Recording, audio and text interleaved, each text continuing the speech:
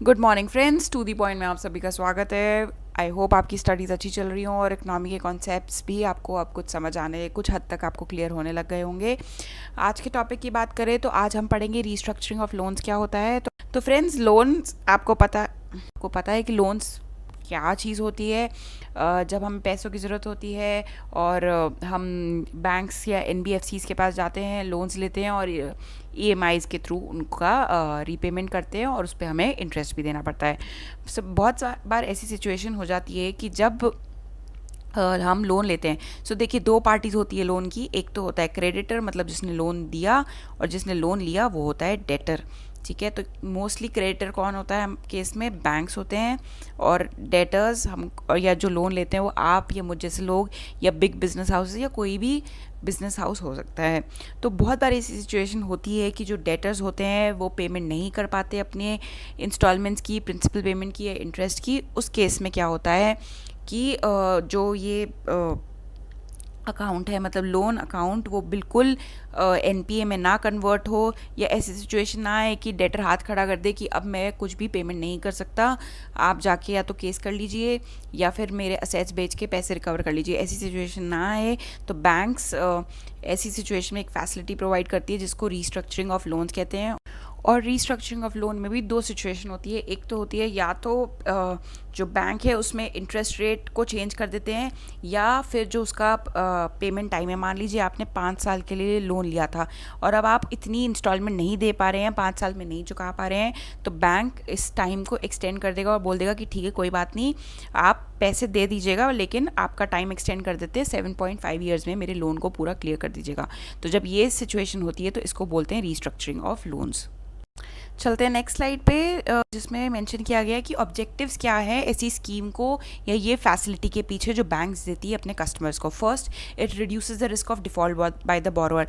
तो देखिए, एक सिचुएशन ऐसी होती कि जो बोरोअर है वो बोल दे मैं कुछ भी नहीं दे पाऊँगा, 0 रुपीज़ अब रिटर्न होंगे। और अगर उस लोन अकाउंट में कुछ भी मॉडिफिकेशन करने से इसमें से कुछ भी पैसे रिकवर कर रहे हों तो क्या होगा, जो रिस्क ऑफ डिफ़ॉल्ट है वो कम हो जाएगा। क्यों? क्योंकि जहाँ पहले कुछ भी रिकवर नहीं हो रहा था लोन से, अब एटलीस्ट कुछ पैसे तो वापस आएंगे। It follows the principle of something better than nothing, where in case if the borrower goes bankrupt the chances of recovering money is almost zero. So by restructuring the loan some part of it can be recovered. तो वही वाली बात हो गई कि भागते हुए चोर की लंगोटी से ही जो आ रहा है वो आने दो। ज़ीरो से तो अच्छा ही है ना। एक तो ऐसी सिचुएशन जहाँ कुछ भी नहीं आ रहा, एटलीस्ट कुछ तो आ रहा है लोन को रीस्ट्रक्चर करने से, इसलिए बैंक्स ऐसी फैसिलिटी प्रोवाइड करती है। इंटरेस्ट रेट को कम कर देगी या टाइम पीरियड को बढ़ा देगी, सो दैट जो बोरोअर है वो एटलीस्ट कुछ तो पेमेंट वापस लौटाए बैंक्स को।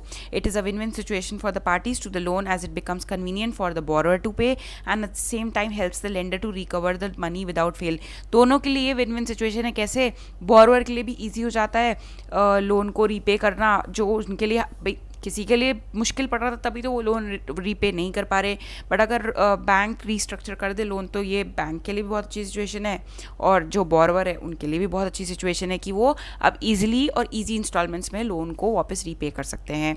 स्लाइड जो कि बात करती है रेजोल्यूशन प्लान के बारे में। अब ये फ्रेंड्स, रेजोल्यूशन प्लान क्या होता है? देखिए, जब भी रीस्ट्रक्चर होता है ना loan between the borrower and the creditor, तो एक एग्रीमेंट बनाया जाता है फिर से नए सिरे से, जिसको बोलते हैं रेजोल्यूशन प्लान। मतलब कोई भी ऐसा प्लान, रेजोल्यूशन से आपको समझ आ रहा होगा, रिजॉल्व करने का ऐसा प्लान जो चीज़ों को रिजॉल्व करे, रेजोल्यूशन प्लान इसलिए उसको बोला जाता है।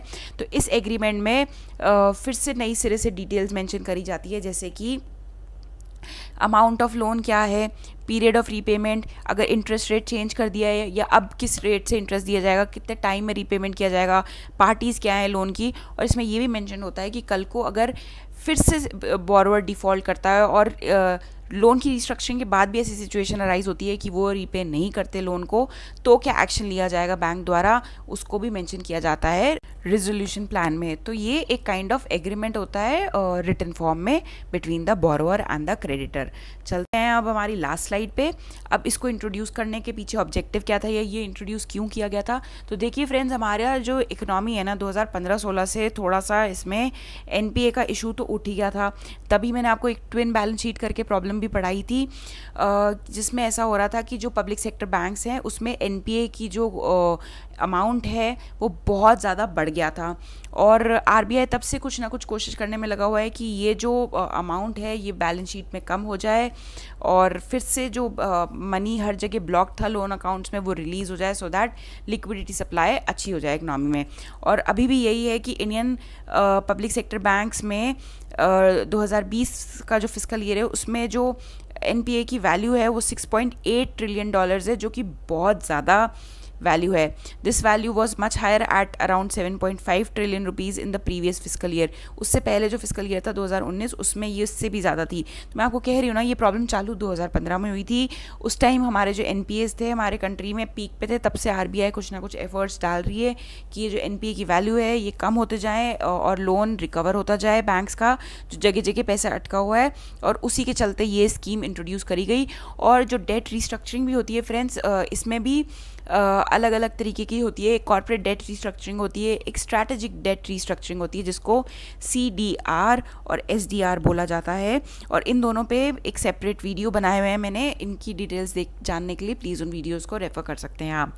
बट ये भी इसी ऑब्जेक्टिव से आरबीआई ने इंट्रोड्यूस किए थे कि जो एनपीए हैं जिनको रिकवर नहीं कर पा रहे बैंक वो रिकवर हो जाए, लोन अकाउंट्स जो ब्लॉक्ड हैं, फ्रीज्ड हैं और कुछ भी उनमें से पैसे नहीं आ रहे एटलीस्ट वो फिर से एक्टिव हो जाए सो दैट बोरोअर फिर से उसमें बैंक्स को रीपेमेंट चालू कर दे। तो यही एक मकसद था कि आरबीआई का इसको लॉन्च करने के पीछे। तो फ्रेंड्स आई होप आपको समझ आ गया होगा कि डेट रिस्ट्रक्चरिंग क्या है। डेट रिस्ट्रक्चरिंग उसको कहते हैं जब हम लोन अकाउंट में चेंजेस करते हैं, लोन की कंडीशंस में चेंज करते हैं। मान लीजिए अगर आपने 8% पे लोन लिया था, 8% पर एनम पे उस कंडीशन उस इंटरेस्ट रेट को चेंज कर देना, या फिर जो टाइम ऑफ रीपेमेंट था, मान लीजिए आपने 5 साल का लोन लिया है उसको एक्सटेंड कर दिया है। जब भी हम लोन को रीस्ट्रक्चर करते हैं, कब, जब बोरोअर लगता है कि नहीं रीपे कर पाएगा, तो इस अरेंजमेंट को हम बोलते हैं restructuring of loan. So friends आज के वीडियो के लिए बस इतना ही। Thank you so much for your patience listening.